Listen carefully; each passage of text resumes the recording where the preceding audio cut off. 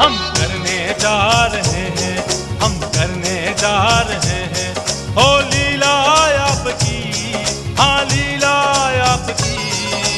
हमरी लाज रखना प्रभु श्री राम जी, हमरी लाज रखना प्रभु श्री राम जी।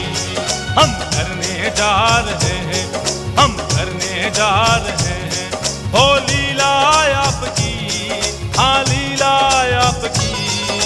हमरी लाज रखना प्रभु श्री राम जी, हमरी लाज रखना प्रभु श्री राम जी।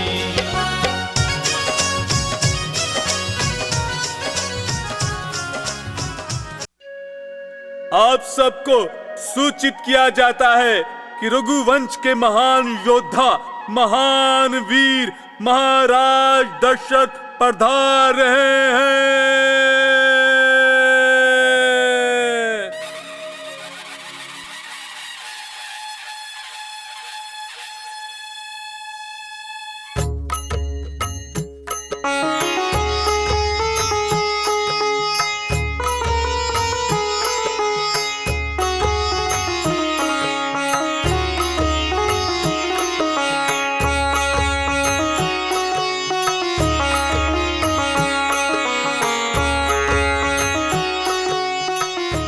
सूर्यवंश के देव सूर्यदेव, ये दशरथ आपको कोटि कोटि प्रणाम करता है। और मेरे पूर्वजों की कृति ये दशरथ आपको भी प्रणाम करता है। और महर्षि वशिष्ठ भी दास का प्रणाम स्वीकार करें। कृपया स्थान ग्रहण कीजिए।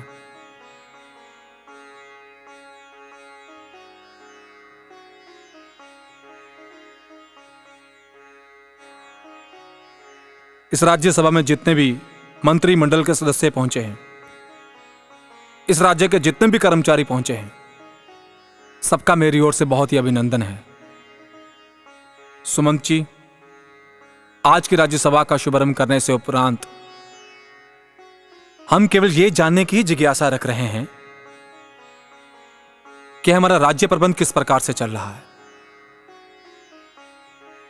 राजन, आपका राज्य तो उचित ढंग से चल रहा है। यहां तो सब कुछ कुशल मंगल है। हाँ राजन, सुमंत जी सत्य कह रहे हैं। सुमंत जी, हम केवल यही सोचते हैं कि कहीं ऐसा ना हो कि हम अपने इन ऊंचे ऊंचे भवनों में अपना जीवन बड़े ही ऐश्वर्य से व्यतीत कर रहे हैं और उधर हमारी प्रजा का कोई वासी भूख प्यास से तड़प तड़प कर अपने प्राणों की आहुति दे रहा हो। राजन, यहां पर आप जैसा बुद्धिमान और दयालु राजा हो, वहां की प्रजा को भला क्या कष्ट हो सकता है।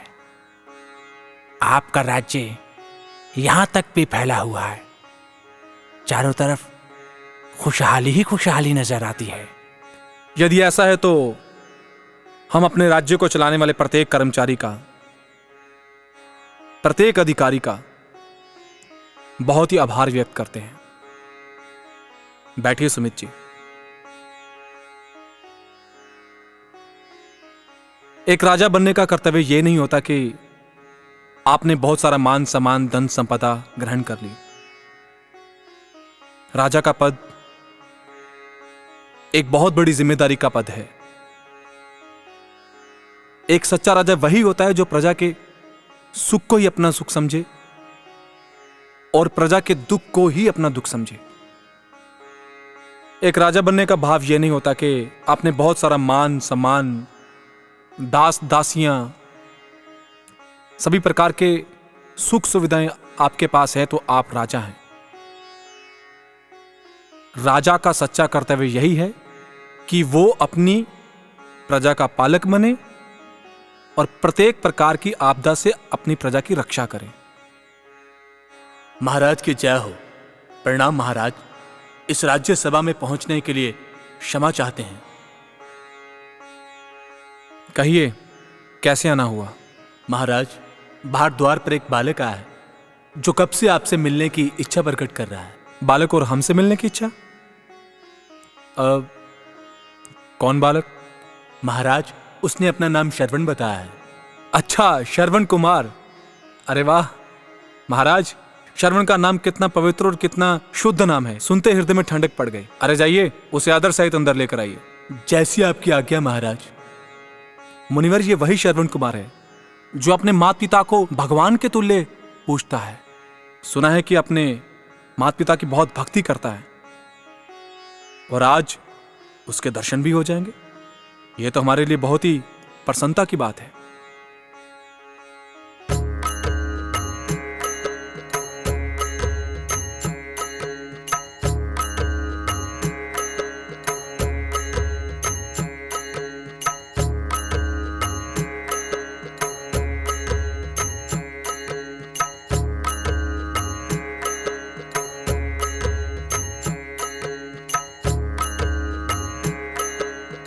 प्रणाम महाराज।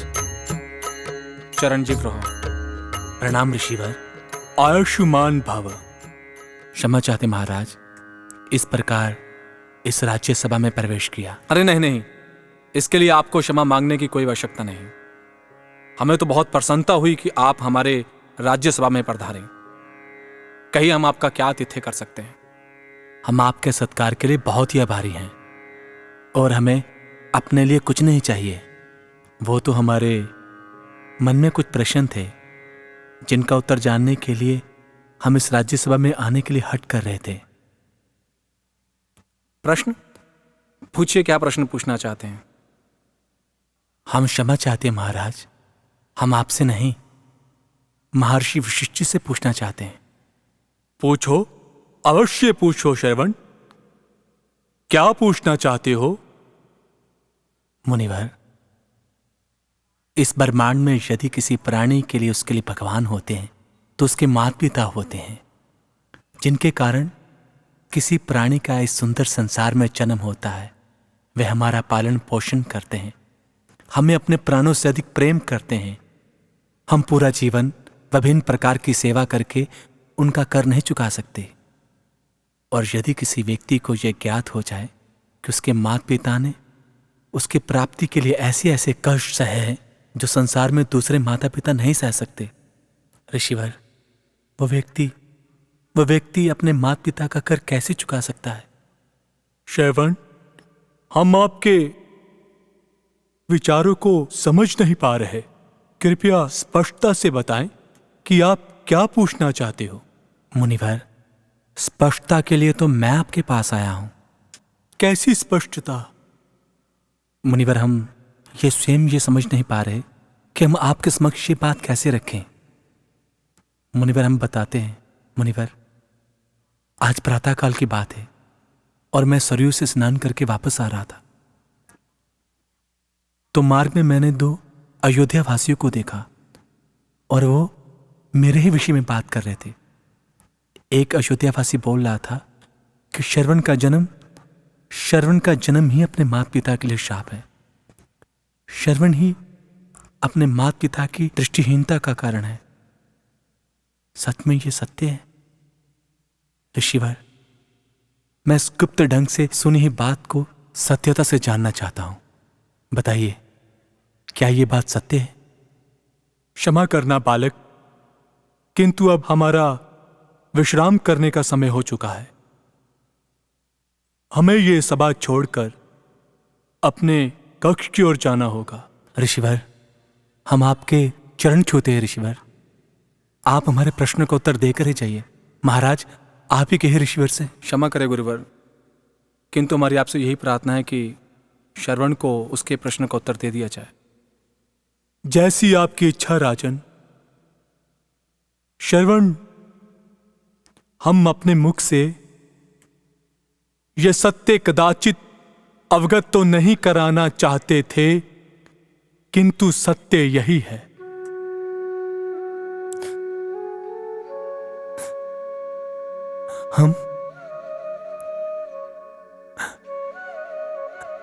हम ऋषिवर, नहीं ऋषिवर, ये सत्य नहीं हो सकता। ये सत्य नहीं हो सकता। है विधाता, तूने मुझे इस संसार में जन्म ही क्यों दिया? ताकि हम शाप बन सके अपने माता पिता के लिए। नहीं ऋषिवर, यह सत्य नहीं हो सकता। यह श्रवण अपने माता पिता की दृष्टिहीनता का कारण कभी नहीं हो सकता ऋषिवर। नहीं हो सकता ऋषिवर, यह सत्य है, यह सत्य है ऋषिवर। यह सत्य है, यह सत्य है ऋषिवर। क्षमा चाहते हैं गुरुवर, किंतु श्रवण कुमार भला अपने माता पिता के दृष्टिहीन होने का कारण कैसे हो सकता है? हम अवश्य बताएंगे राजन। श्रवण अपने माता पिता के दृष्टिहीन होने का कारण क्यों है? और श्रवण, तुम भी सुनो,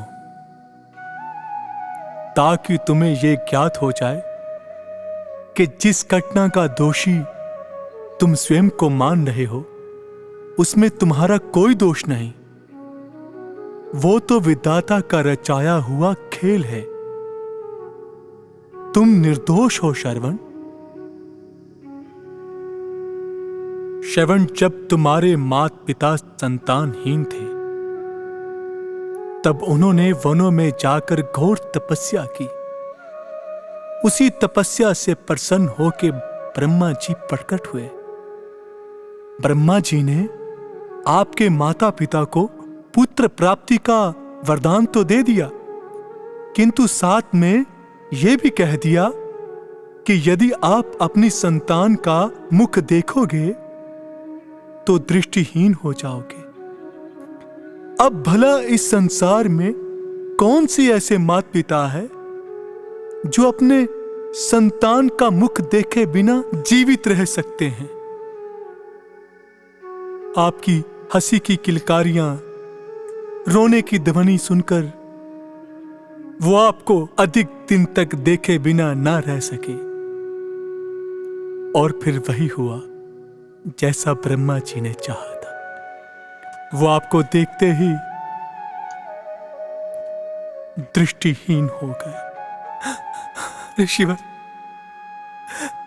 ऋषिवर, एक बात तो सत्य है कि हमारा प्रथम दृश्य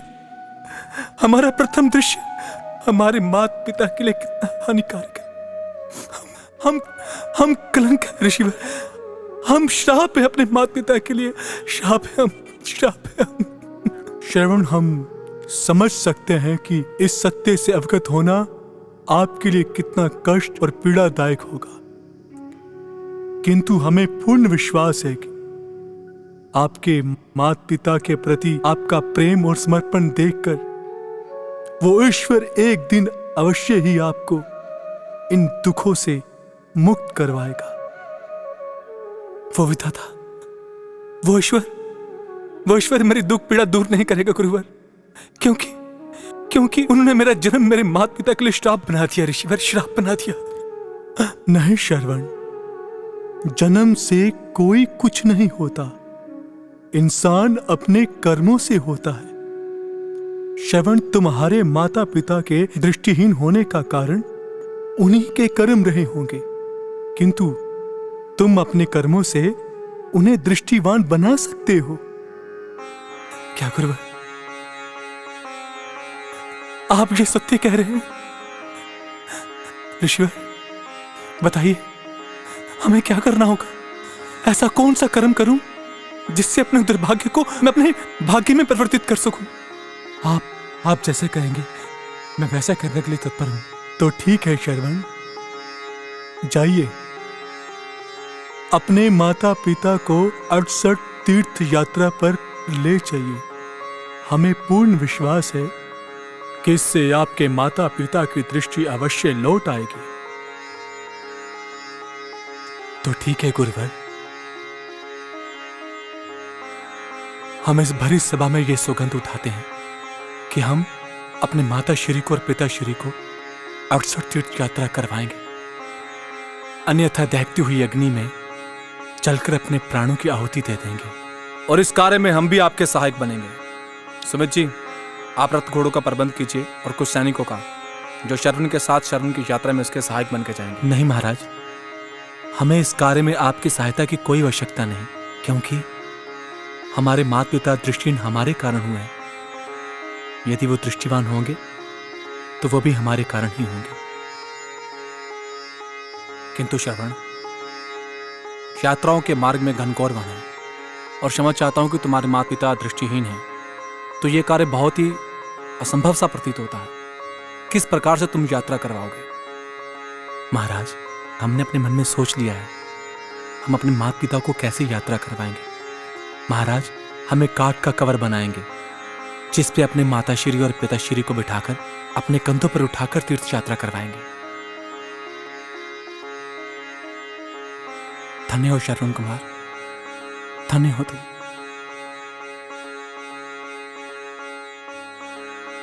श्रवण, तुम्हें देखकर हमारे हृदय में यह भी लाशा जागृत होती है कि यदि वह विधाता हमें भविष्य में संतान दे तो श्रवण कुमार जैसी हो।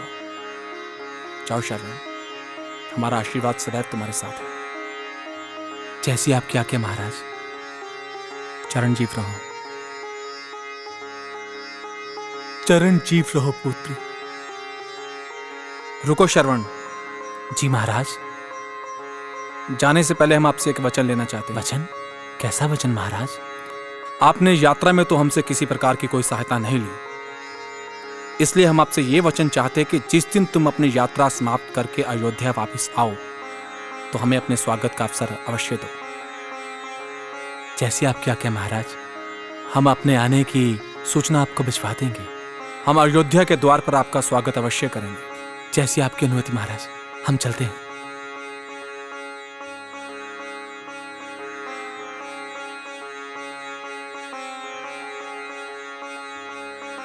मैं सभी सदस्यों को यही आदेश देता हूं कि आज की सभा यहीं पर समाप्त होती है।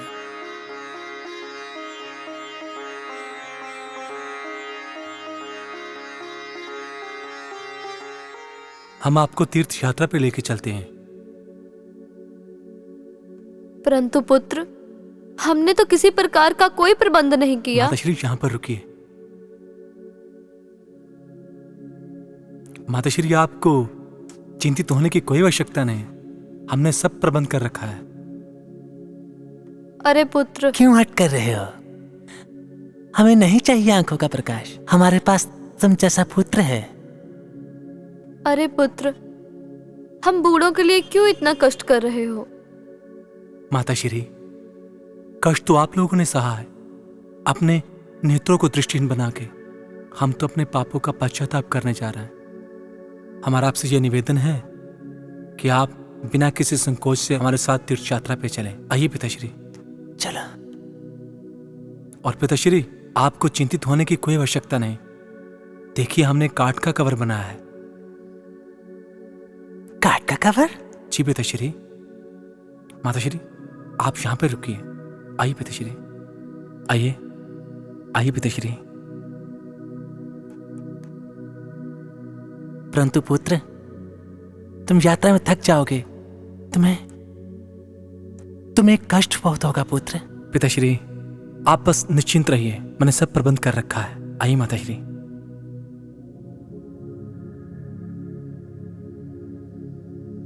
बैठिए।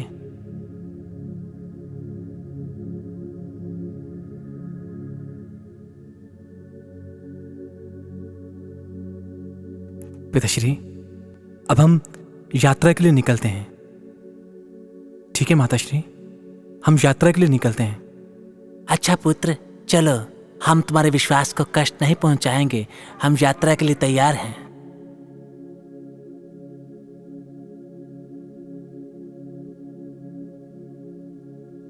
महाराज, महाराज, महाराज रक्षा कीजिए, रक्षा कीजिए महाराज। क्या हुआ ये? महाराज, ये आप किस प्रकार की दशा किसने की? महाराज क्या बताएं? महाराज, हमारे गांव में कुछ उपद्रवी जानवर घुसा है और उन्होंने हमारी कृषि को भी नष्ट कर दिया महाराज। हमने उनको रोकने का प्रयत्न किया, किंतु उन्होंने हम पर ही प्रहार करके देखिए हमारी क्या दशा कर दी। देखिए महाराज, हमारी क्या दशा कर दी महाराज। महाराज रक्षा कीजिए हमारी। आप राज्य वैद्य जी के पास जाकर अपना उपचार करवाइए।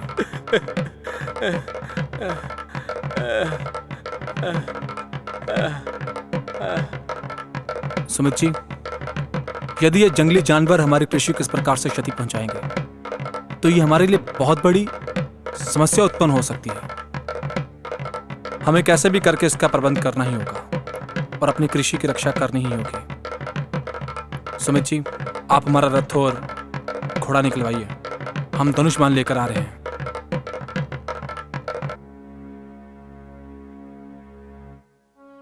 अरे सुमित जी, आप अभी तक यहीं पे खड़े हैं? क्षमा महाराज, हम आपसे कुछ कहना चाहते हैं। कहिए, क्या कहना चाहते हैं आप? महाराज, आज तक किसी भी सूर्यवंशी राजा ने सूर्यास्त के बाद अपने धनुष्मान को कभी नहीं उठाया। यदि हम उठा रहे हैं तो अपनी प्रजा की रक्षा के लिए उठा रहे हैं। देखिए, हम इस विषय पर किसी प्रकार की कोई विचार चर्चा नहीं करना चाहते और ना ही हमारे पास ऐसी विचार चर्चा का कोई समय है। चलिए आप, हम वन की उत्तर दिशा की ओर जा रहे हैं और आप दक्षिण की ओर जाइए।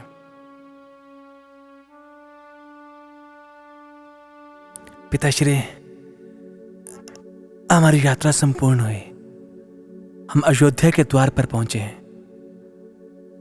चलो पुत्र, तुम भी हमारे साथ घर में चलो और वहां जाकर विश्राम करो। माताश्री, आपको स्मरण नहीं होगा, हमने महाराज को एक वचन दिया था। कैसा वचन? पिताश्री, वचन ये था कि जब हम यात्रा से वापस आएंगे तो हम उन्हें स्वागत का अवसर देंगे, किंतु शंतु रात्रि है और हम महाराज की निंद्रा को भंग नहीं करना चाहते, इसलिए हम यहाँ पे रुककर प्रभात होने की प्रतीक्षा करेंगे और प्रभात होते ही हम उन्हें अपने आने की सूचना भेजेंगे। हाँ पुत्र, ठीक कहा तुमने, हम यहीं पर प्रभात होने की प्रतीक्षा करेंगे। आइए पिताश्री, मैं आपके कंधे दबा देता हूं, आप थक गए होंगे। पुत्र श्रवण, माताश्री की भी सेवा किया करो। जैसी आपकी आज्ञा।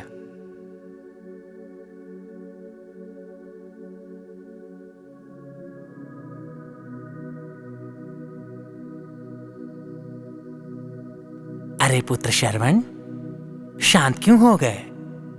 और तुम क्या विचार रहे हो पुत्र? पिताश्री,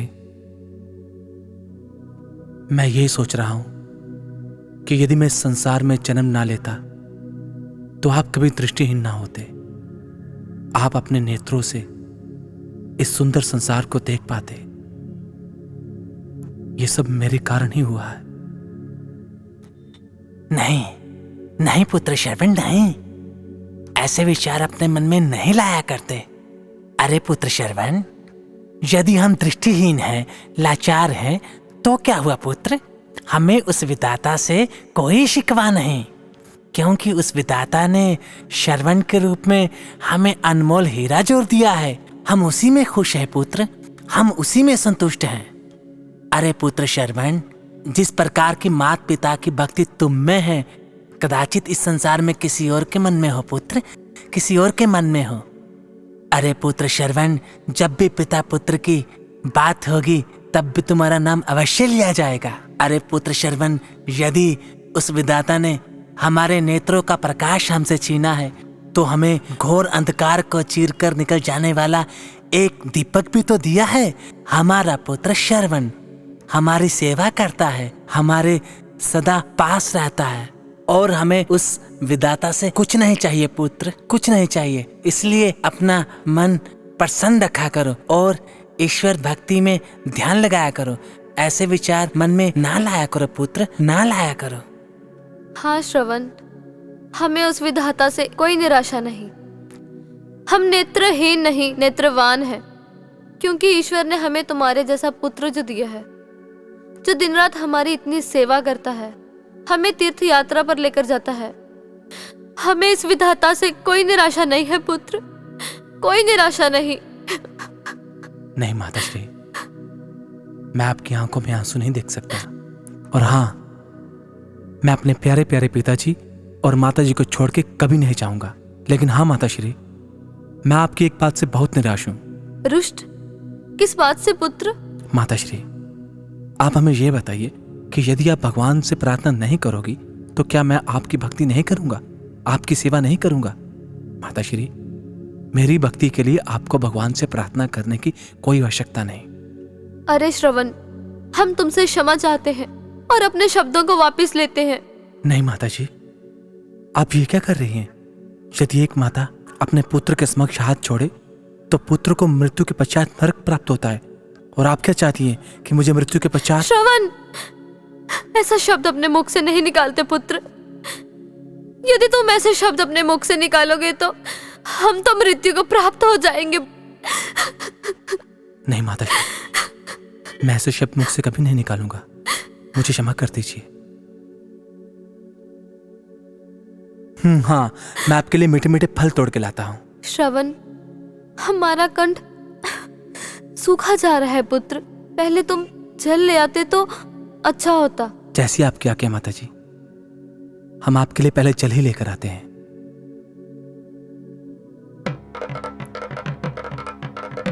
सुमित जी, सुमित जी,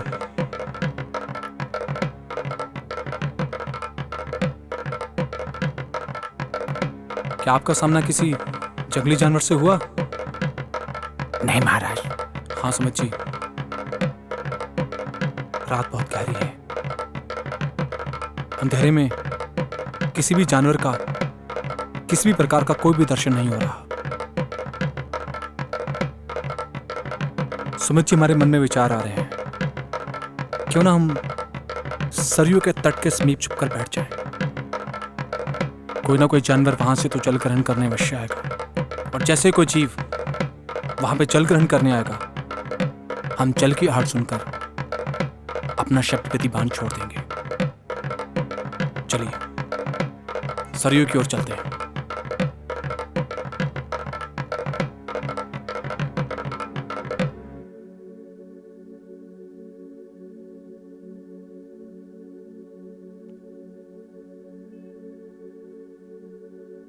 इस ओर तो वन है और इस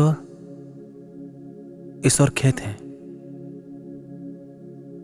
परंतु आज हमारी सरयू मैया आज मिल क्यों नहीं रही? हाँ, बहुत दिनों के बाद आया हूं ना यात्रा से, इसलिए मैं अपने शत्रु को पहचान नहीं पा रहा। चलो कोई बात नहीं, हम भी अपनी सरयू मैया को ढूंढ ही लेंगे। हम ऐसा करते हैं, हम एक पत्थर को फेंक के देखते हैं।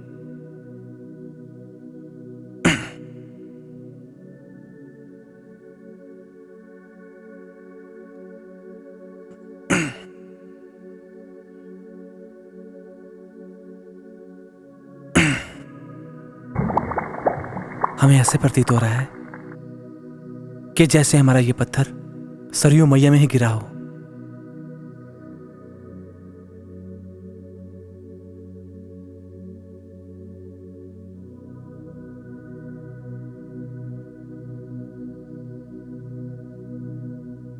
क्षमा करना सरयू मैया, मैं आपकी शांति को भंग करके अपने माता श्री की तृष्णा को शांत करने जा रहा हूं। सरयू मैया तो कितनी महान है। छल छल करती सरयू मैया, मन मेरा बहला है।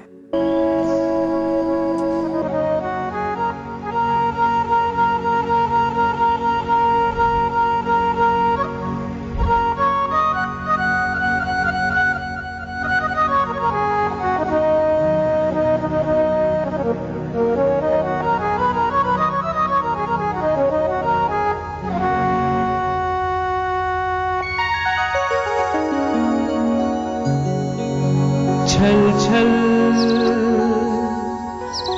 छल छल छल छल छल छल करती सरजू नदियां मन मेरा बहलाए। छल छल करती सरजू नदियां मन मेरा बहलाए। लहराती बल खाती कैसे दूर से बहती आए। लहराती बल खाती कैसी दूर से बहती आए। छल छल करती सरजू नदियां मन मेरा बहलाए। छल छल करती सरजू नदियां मन मेरा बहलाए।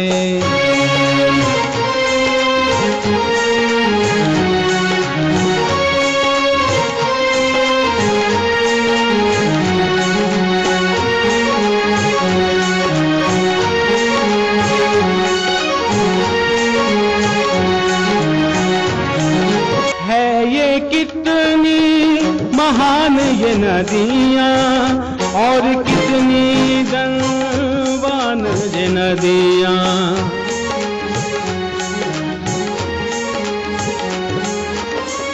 है ये कितनी महान ये नदियाँ और कितनी धनवान ये नदियाँ। भेद भावना रखती उसके तट पर जो भी आए, भेद भावना रखती उसके तट पर जो भी आए। लहराती बल खाती कैसे दूर से बहती आए, लहराती बल खाती कैसे दूर से बहती आए। छल छल करती सरजू नदियाँ मन मेरा बहलाए, छल छल करती सरजू नदियाँ मन मेरा बहलाए।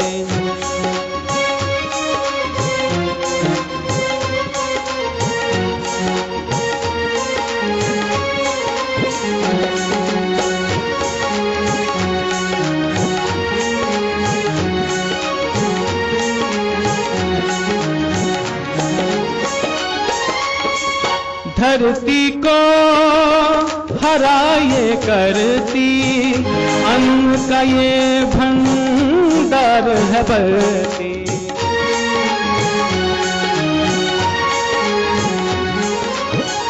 धरती को हरा ये करती अन्न का है ये भंडार भरती। इसकी दया का हम निर्धन कैसे मोल चुकाएं, इसकी दया का हम निर्धन कैसे मोल चुकाएं। बल खाती लहराती कैसे दूर से बहती आए, लहराती बल खाती कैसे दूर से बहती आए। छल छल करती सरजू नदियाँ मन मेरा बहलाए, छल छल करती सरजू नदियाँ मन मेरा बहराए। लहराती बल खाती, लहराती बल खाती कैसे दूर से बहती आए। छल छल करती सरजू नदियाँ मन मेरा बहलाए, छल छल करती सरजू नदियाँ मन मेरा बहलाए। मन मेरा बहलाए, मन मेरा बहलाए, मन मेरा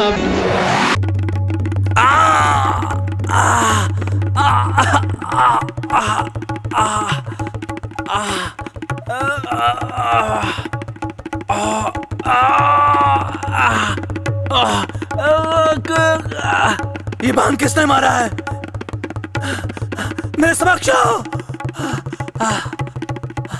हे विधाता, हमें मृत्यु नहीं चाहिए, हमें मृत्यु नहीं चाहिए। हमारे माता पिता के पास एक ही संतान थी, उनका और कोई सहारा नहीं है दाता। ये बाण, हे प्राण मत निकाल, हे प्राण।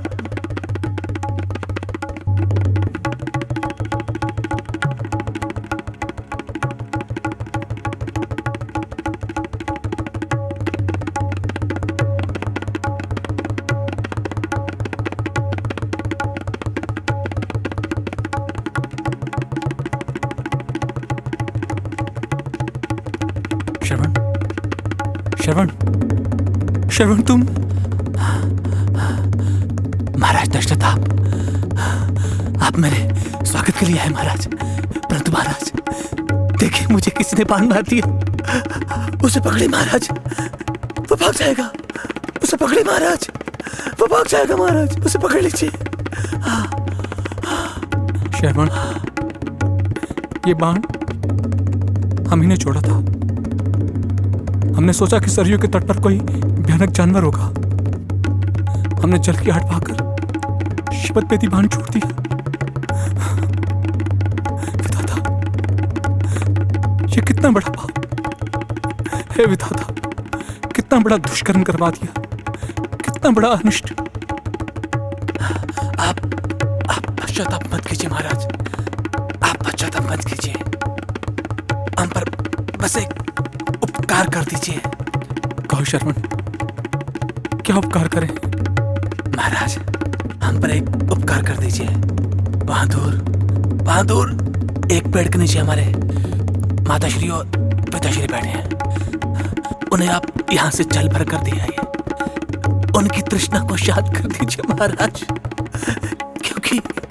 क्योंकि उनका और कोई सहारा नहीं, कोई भी सहारा नहीं। श्रवण, हम आप उन्हें अपने साथ महलों में ले जाइए। हाँ श्रवण, हम वचन देते हैं, कार कर दीजिए। तुम्हारे माता पिता को जल भी पिलाएंगे और उन्हें अपने साथ महल पे ले जाएंगे, अपने साथ अपने भवन में ले जाएंगे। हाँ महाराज, एक उपकार और। हम बोलो महाराज, ये बाढ़ हमें बहुत पीड़ा कर रहा है महाराज। कृपया आप इसे निकाल दीजिए महाराज, इसे निकाल दीजिए महाराज, बहुत निकाल दीजिए महाराज।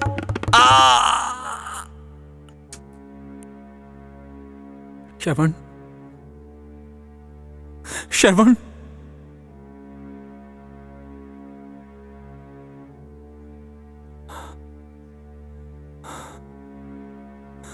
सुमित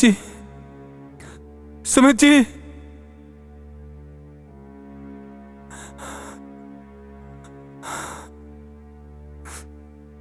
ये क्या हुआ महाराज? सुमित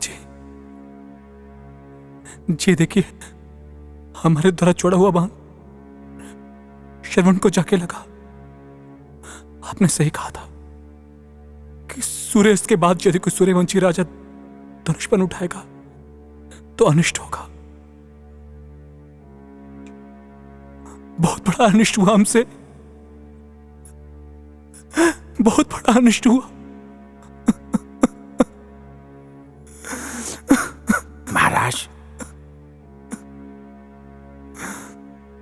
महाराज, ये जो कुछ भी हुआ है अज्ञानतावश हुआ है, इसमें आपका कोई दोष नहीं है। आप निश्चिंत हो जाइए। हाँ सुमित जी, आपने सही कहा, जो भी हुआ अज्ञानवश हुआ, लेकिन हमारे ही हाथों से क्यों हुआ? हमें इसी बात का दुख है। सुमित जी, आप श्रवण के चिता का प्रबंध कीजिए। हमने श्रवण को वचन दिया है कि हम उनके माता पिता के जीवन का सहायक बनेंगे। हम उनके माता पिता की ओर जा रहे हैं।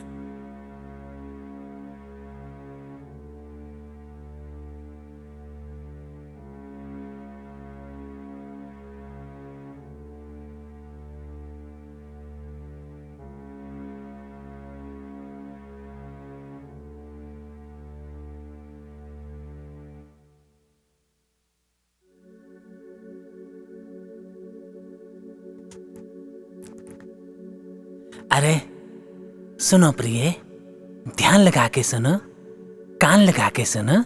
मुझे अभी अभी किसी की पदचाप सुनाई दी है।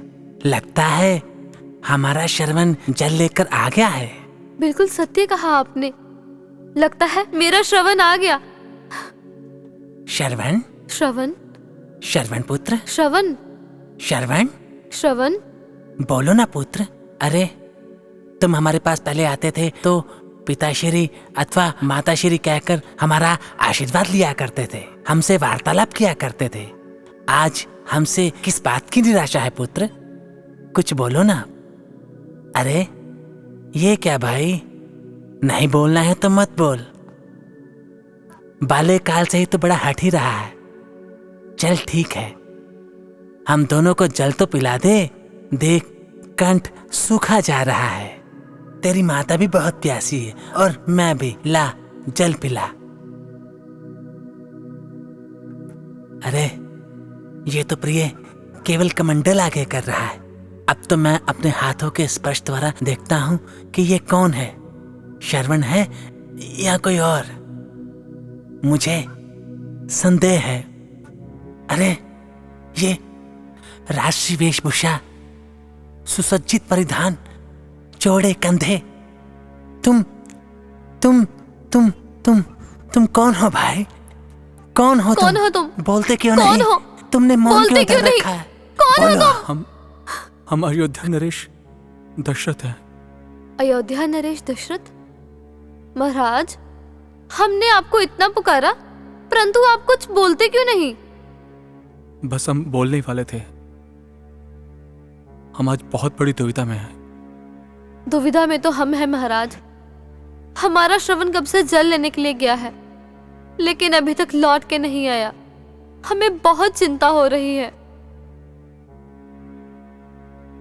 हाँ राजन, राजन उसे बुला लेंगे ना आप कृपया ये जल ग्रहण कीजिए। नहीं महाराज, हम आपसे यह जल ग्रहण नहीं कर सकते क्योंकि हमारा श्रवण भी हमारे लिए जल लेने के लिए गया है और यदि हमने आपसे यह जल ग्रहण कर लिया तो वो निराश हो जाएगा।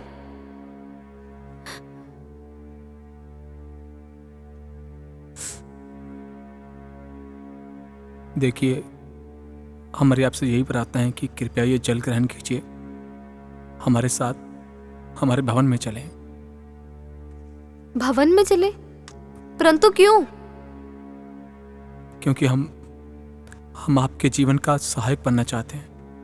नहीं महाराज, हम आपके साथ नहीं जा सकते क्योंकि हमारा श्रवण तो हमारे लिए जल लेने के लिए गया है और यदि हम आपके साथ चले भी गए तो वो हमें यहाँ ढूंढेगा और यदि वो भटक गया तो? महाराज, आप उसे आज्ञा दीजिए ना, वो आपकी आज्ञा का पालन अवश्य करेगा। आप बुला लाइए ना मेरे श्रवण को। आपने सही कहा, आपका श्रवण हमारी प्रत्येक आज्ञा का पालन करता है, किंतु अब यहाँ पर आपका श्रवण जा चुका है, वहां पर हमारी आज्ञा नहीं चलती। कहाँ गया है मेरा श्रवण? बताइए महाराज। दूर जा चुका है, अब हम उसे नहीं बुला सकते। हमें बताते हुए अत्यंत दुख हो रहा। आपका श्रवण मृत्यु को प्राप्त हो चुका है।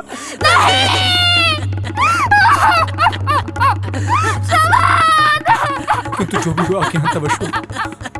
हम अपनी कृषि की रक्षा कर रहे थे, अपनी कृषि की ओर गए हुए थे।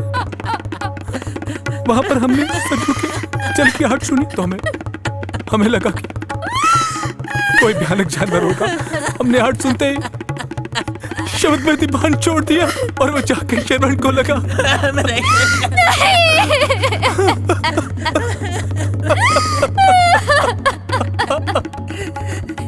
क्या कर दिया? मेरे श्रवण का मुझसे छीन लिया। मैं कैसे रहूंगी उसके बिना?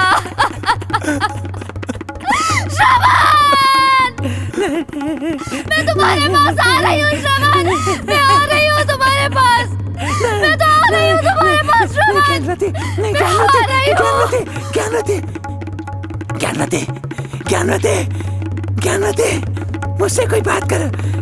ज्ञानवती, नहीं ज्ञानवती, तुम मुझे छोड़कर नहीं जा सकती। अरे राजन, मैं तुझे कभी इस अपराध के लिए क्षमा नहीं करूंगा। तेरा अपराध अक्षम्य है। तेरा अपराध अक्षम्य है। तुम्हें कभी क्षमा नहीं करूंगा। कभी नहीं। देख, दूर हट जाओ। मेरे चरण स्पर्श मत कर। मैं तुझे कभी क्षमा नहीं करूंगा। हे विधाता, मेरा श्रवण मुझे लौटा दे। विधाता, हे विधाता, यदि इतनी अल्प आयु में मेरे श्रवण को मुझसे तुझे छीन नहीं था तो क्यों तूने इस संसार में उसे क्यों भेजा? मेरी ज्ञानवती और मेरा पुत्र श्रवण लौटा दे। मेरे श्रवण को लौटा दे। हे राजन, इसका दोषी तू है इसका दोषी। मेरी पत्नी की मृत्यु का कारण तू है। मेरे पुत्र की मृत्यु का कारण भी तू है। अब मैं संसार में जीकर क्या करूंगा? मैं भी प्राण त्याग रहा हूँ। मैं भी अपने प्राण त्याग रहा हूँ राजन। पर जाने से पहले प्राण त्यागने से पहले तुझे श्राप देता हूँ। जिस प्रकार मैं अपने पुत्र वियोग में प्राण त्याग रहा हूँ ना राजन, तू भी अपने पुत्र वियोग में प्राण त्यागेगा राजन। तू भी अपने पुत्र वियोग में प्राण त्यागेगा। तेरा कोई पुत्र तेरे सन्मुख नहीं होगा। सुन ले, कान खोल कर सुन ले, तू तड़प तड़प के मरेगा राजन, तू तड़प।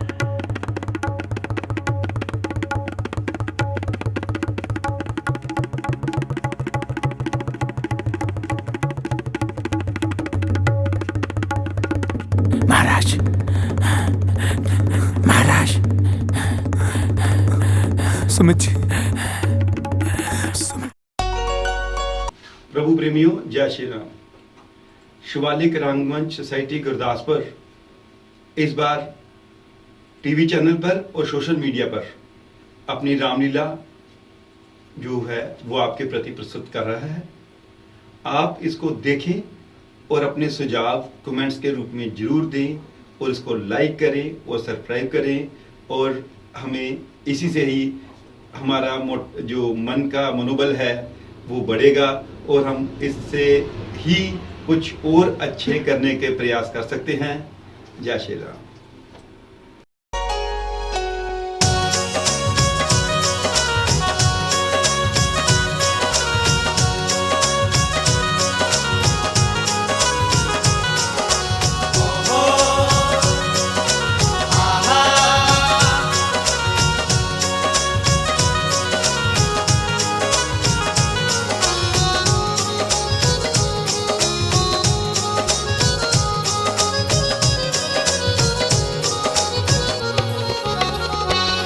हम करने जा रहे हैं, हम करने जा रहे हैं, हो लीला आपकी, हाँ लीला आपकी। हमारी लाज रखना प्रभु श्री राम जी, हमारी लाज रखना प्रभु श्री राम जी।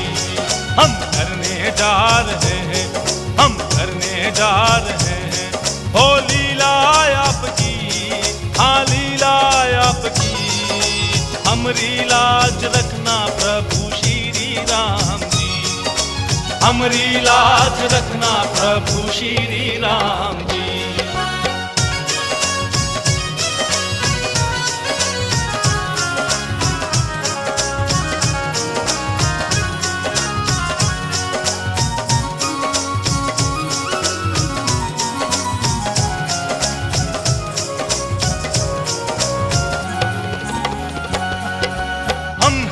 दान बालक तू है महाज्ञाता, तू है महाज्ञाता।